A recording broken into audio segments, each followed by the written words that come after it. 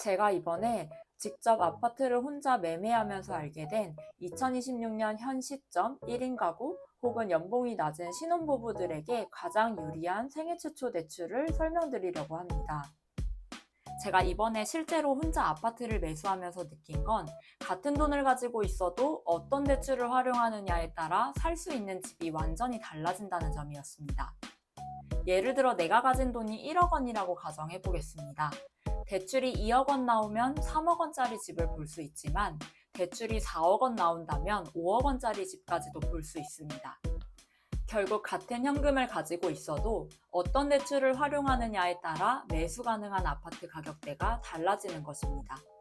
오늘 영상에서는 제가 실제로 집을 매수하면서 공부했던 내용을 바탕으로 1인 가구와 신혼부부에게 유리한 주택담보대출이 무엇인지, 왜 정책대출이 중요한지, 그리고 실제로 제가 선택한 보금자리론까지 설명드리겠습니다.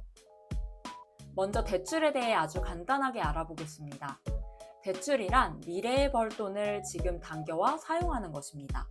원금과 이자를 나중에 갚는 대신 지금 더 큰 자산을 살 수 있게 되는 것이죠. 그래서 잘 활용하면 자산을 더 빨리 마련할 수 있고 내 집 마련 시기도 앞당길 수 있습니다. 대출은 크게 신용대출과 담보대출로 나눌 수 있습니다. 신용대출은 개인의 신용을 바탕으로 받는 대출이고, 담보대출은 주택, 예금, 주식 등 특정 자산을 담보로 받는 대출입니다. 오늘 이야기할 것은 바로 주택담보대출입니다. 주택담보대출은 주택을 담보로 대출을 받는 상품인데 우리가 집을 살 때 가장 중요한 부분입니다. 주택담보대출은 크게 두 가지로 나눌 수가 있습니다. 첫 번째는 일반 주택담보대출입니다. 국민은행, 신한은행, 우리은행 같은 시중은행이나 제2금융권에서 취급하는 대출이라고 보면 됩니다. 두 번째는 정책대출입니다. 정부가 실수요자의 내 집 마련을 지원하기 위해 운영하는 상품으로 대표적으로 디딤돌 대출과 보금자리론이 있습니다. 많은 분들이 집을 살 때 가장 먼저 시중은행부터 알아보시는데요. 의외로 사회초년생이나 1인 가구는 정책대출이 유리한 경우가 많습니다. 그 이유는 바로 DSR 때문입니다. 시중은행 주담대는 LTV와 함께 DSR 규제를 적용합니다. 쉽게 말해 연봉 대비 대출 원리금 상환 부담을 계산해서 대출 한도를 제한하는 방식입니다. 그래서 연봉이 높지 않거나 기존 대출이 있다면 생각보다 한도가 적게 나올 수 있습니다. 반면 정책대출은 DSR을 적용하지 않고 DTI를 적용합니다. 같은 소득이라도 상대적으로 정책대출을 이용하면 더 많은 대출을 받을 수 있고 DSR 규제를 적용하지 않기 때문에 추가적으로 신용대출을 받을 수 있는 여력도 남아있는 경우가 많습니다. 그래서 특히 1인 가구나 사회초년생 혹은 연봉이 조금 낮은 신혼부부라면 정책대출을 반드시 확인해 보셔야 합니다. 그렇다면 정책대출에는 어떤 상품이 있을까요? 대표적으로 디딤돌 대출과 보금자리론이 있습니다. 먼저 디딤돌 대출입니다.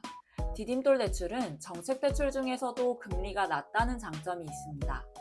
다만 조건이 조금 더 까다롭습니다. 주택 가격은 일반 기준 5억 원 이하, 신혼부부나 2자녀 이상 가구는 6억 원 이하입니다. 소득 기준은 일반 가구 연소득 6천만 원 이하, 생애 최초 주택 구입자는 7천만 원 이하, 신혼부부는 8,500만 원 이하입니다.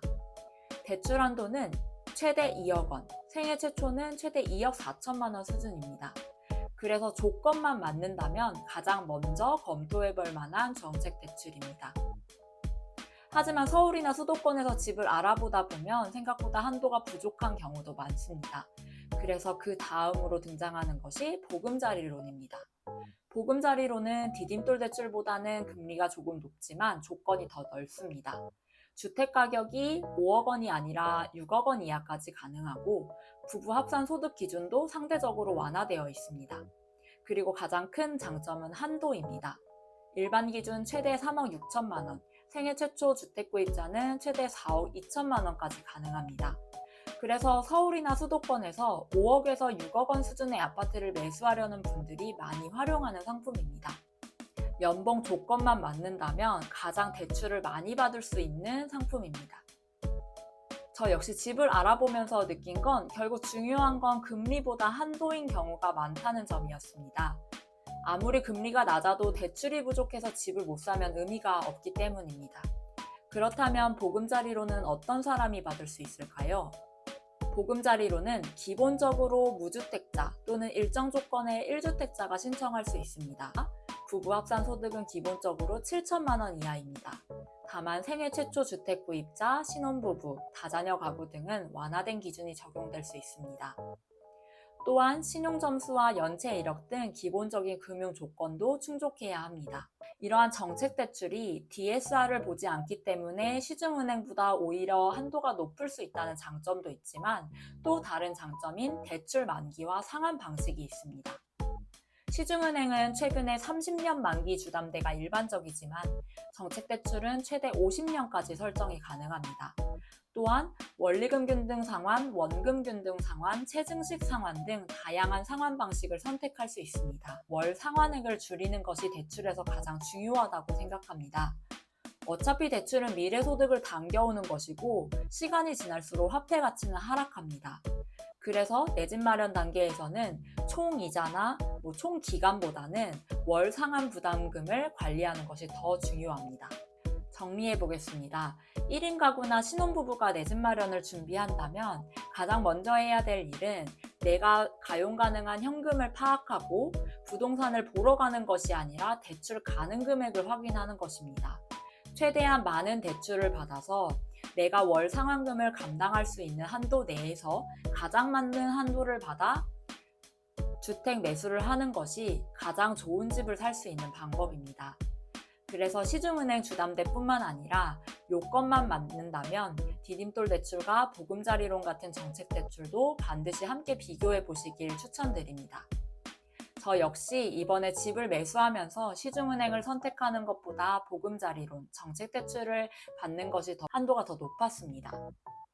다음 영상에서는 제가 실제로 보금자리론을 신청하고 실행한 과정, 그리고 KB 시세 때문에 한도를 좀 조정했던 이야기, 전자 약정부터 은행 방문, 잔금 실행까지 실제 후기를 자세히 공유해 보겠습니다. 시청해 주셔서 감사합니다.